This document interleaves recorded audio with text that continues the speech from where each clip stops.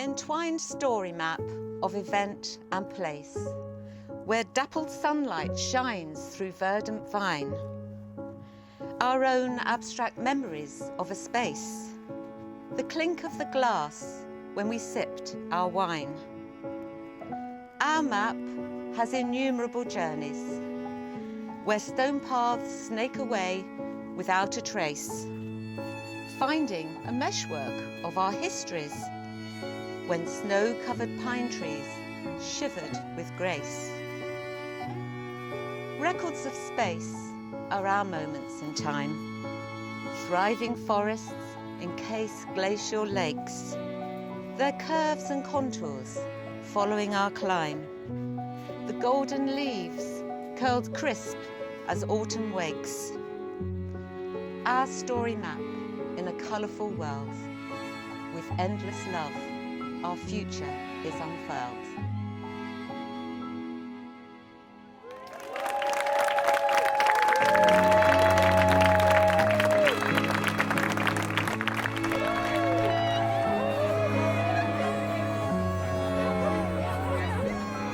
A warm welcome to you all on this very special and joyful occasion. On behalf of the bride and groom, I would like to thank everyone for coming, because by sharing this day with us, you are helping to create a wonderfully warm, happy atmosphere that Isabel and Freddie will remember for the rest of their lives. Freddie and Isabel clearly love each other, and Freddie shares the same values that we aspire to. These include integrity, kindness, caring for the environment, and a love of friends and family.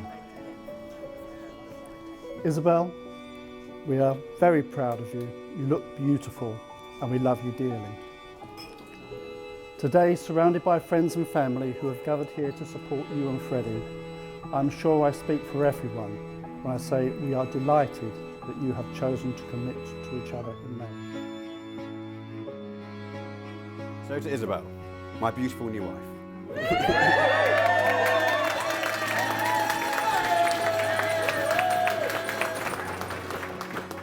One of the first questions people usually ask a couple is, where did you guys meet? But there is an even more fundamental question than this, which is, when did you meet? And it is, regrettably, at this early hurdle that Isabel and I reach our first difference of opinion. If you were to ask Isabel, she would likely tell you that we met at the beginning of our final years of university. Isabel was on the touch rugby stand on Freshers' Week, trying to recruit new members to the club. I saw her and wandered up for a chat. And after a few moments of pleasantries, Isabel asked me if I'd be interested in joining the touch rugby club. Mistaking my look of confusion for apprehension, she quickly followed up by asking if I'd ever played touch rugby before. The answer was, of course, yes. I have played touch rugby before at Southampton University, 6 months before, with Isabel.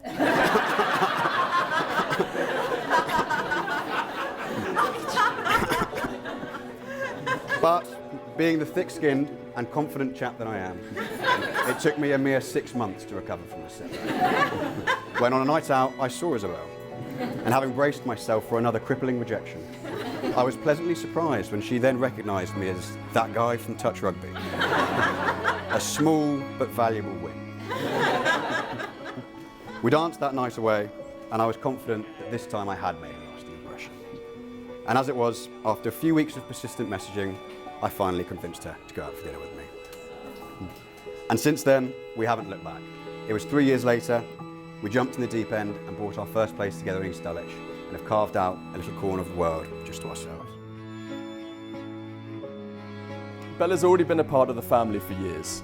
She joins our family holidays, keeps my brother's bizarre spending habits in check, and is Auntie Belle to our daughter Mia. And what about Fred? He's a good egg, really. The older we get, the harder I find it to tell us apart. Yes, Rory, I'm taller and I have a better hairline. But at the end of the day, we're just two whoop-wearing oddballs with strong obsession tendencies for anything ranging from health to handstands and rice cooking to zombie apocalypses. I'm extremely proud of him and couldn't be happier that he's both found his soulmate in Belle and convinced her to become his wife.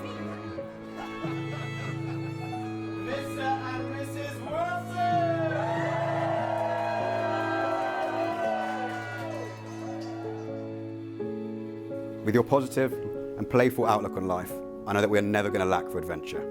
And every year that goes by is another one full of unique experiences and unforgettable memories. It is all of your little idiosyncrasies that make you who you are, and there's not a single one of them that I would change. Standing up earlier today and saying our vows over these new rings is something that I take very seriously. I believe that who you choose to spend your life with is one of, if not the most important decisions you make in life. If you have problems at home, in your relationship, this seeps into everything else that you do in life and makes even the smallest obstacles a significant challenge. However, if you choose right and you are lucky enough that that decision is reciprocated, everything in life is easier, everything in life is better. Work, health, friendship and finances, with the support of a loving life partner, it feels like nothing is insurmountable. You develop a confidence and a mindset where you actually start to relish the challenges that life will present, in the knowledge that you have a safe space always to fall back to. I'm absolutely convinced that committing to you today is the best decision I've made in my life, and I cannot adequately put into words how excited I am to continue this adventure with you. You make every aspect of my life better, and I promise you, for as long as I live, I will endeavour to do the same for you. I love you unconditionally.